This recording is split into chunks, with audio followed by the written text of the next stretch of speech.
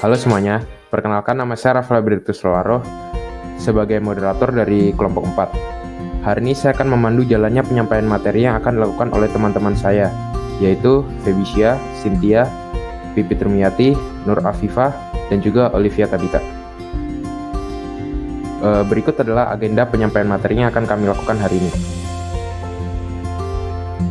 Oke, di sini saya akan menjelaskan pengertiannya. Pasar monopolistik adalah sebuah bentuk pasar di mana ada banyak produsen yang saling berkompetisi dengan produk yang hampir serupa, namun memiliki beberapa perbedaan. Karena produk yang diproduksi hampir serupa, masing-masing produsen akan bersaing dari segi kualitas, harga, serta cara pemasaran produk mereka. Lalu masuk ke bagian ciri-ciri. Yang pertama, memiliki jumlah produsen atau penjual yang sangat banyak. Jadi dalam satu tempat itu, banyak penjual yang menjual produk sejenis, misalnya minuman. Lalu yang kedua ada diferensiasi produk. Nah, jadi walaupun benda yang dijual itu sejenis, pasti ada yang pembedanya. Bisa dalam desain, kualitas, ataupun bentuk. Lalu yang ketiga ada persaingan produsen tidak berdasarkan pada harga. Nah, persaingan ini lebih mengarah kepada desain, kualitas, ataupun kelebihan produk yang dijual. Lalu yang keempat, ada perkembangan teknologi dan inovasi. Karena banyaknya pesaing, maka produsen akan menemukan inovasi-inovasi yang meningkatkan produk yang dijualnya dengan memanfaatkan teknologi. Hal inilah yang akan membuat teknologi berkembang dengan cepat untuk mengimbangi inovasi yang diinginkan produsen. Kelebihan pasar monopolistik, konsumen memiliki banyak pilihan produk sebagai alternatif. Kebebasan produsen untuk keluar dan masuk pasar. Inovasi di bidang produksi bisa dilakukan. Produsen bisa berkembang dan lebih kreatif. Pendapat produsen cenderung merata.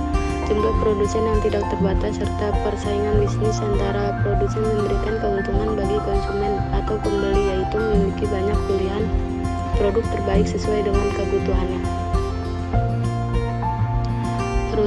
Produsen dapat masuk dan keluar pasar dengan mudah, sehingga hal ini akan terus mendorong produsen untuk berinovasi dalam membuat produk berkualitas. Konsumen di pasar ini sangat besar karena produk yang dijual biasanya adalah kebutuhan sehari-hari. Konsumen akan semakin selektif dalam membeli produk dan menjadi pembeli loyal ketika produk yang dibeli sesuai dengan harapan konsumen. Banyaknya perusahaan di dalam pasar akan memberikan keuntungan tersendiri untuk para konsumen dalam memiliki barang atau produk yang terbaik bagi mereka. Adanya kebebasan untuk keluar dan masuk untuk para produsen, sehingga hal itu akan mendorong para produsen untuk selalu melakukan inovasi dalam setiap produk yang mereka tawarkan. Terdapat diferensiasi produk yang bisa mendorong para konsumen untuk lebih teliti dalam memiliki produk yang nantinya akan dibeli, dan bisa membuat setiap konsumen bisa lebih selektif terdapat produk yang akan dipilih. Pasar tersebut relatif cukup mudah jika jumpai karena sebagai besar kebutuhan sehari-hari ada di dalam pasar monopolistik. Dan ada kekurangan pasar monopolistik, yaitu pasar persaingan monopolistik memiliki tingkat persaingan yang cukup tinggi baik dalam harga, kualitas maupun layanan, sehingga para produsen yang tidak mempunyai modal dan pengalaman yang cukup akan lebih cepat keluar dari pasar itu. Dibutuhkan modal yang cukup besar untuk dapat masuk ke dalam pasar tersebut, sebab para pemilik usaha yang ada di dalamnya mempunyai skala ekonomi yang tinggi. Pasar ini bisa mendorong berbagai perusahaan untuk selalu memberikan inovasi, sehingga hal itu akan meningkatkan biaya produksi yang nantinya berimbas kepada harga produk yang harus dibayar oleh para konsumen. Persaingan sangat ketat, market share hanya sebesar 30% hingga 40% saja. Kebocoran anggaran produksi produsen di bidang inovasi, kebutuhan biaya untuk pemasaran yang besar. Saya akan menjelaskan tentang kurva keseimbangan jangka pendek. Jadi kurva keseimbangan jangka pendek adalah perusahaan mencapai keseimbangan dalam jangka pendek dan panjang. Dalam jangka pendek, perusahaan dapat menikmati laba supernormal. Adapun dalam jangka panjang, perusahaan hanya menikmati laba normal. Keseimbangan jangka pendek tercapai bila MR sama dengan MC, karena memiliki daya monopoli walau terbatas. Kondisi keseimbangan perusahaan yang bergerak dalam pasar persaingan monopolistik sama dengan perusahaan yang bergerak dalam pasar monopoli. Pada saat MR sama dengan MC di titik E, sama halnya dengan perusahaan monopolis. Harga jual lebih besar dari biaya marginal, tetapi kemampuan eksploitasi laba relatif terbatas karena kurva permintaan yang dihadapi sangat landai. Saya akan menjelaskan mengenai kurva keseimbangan jangka panjang.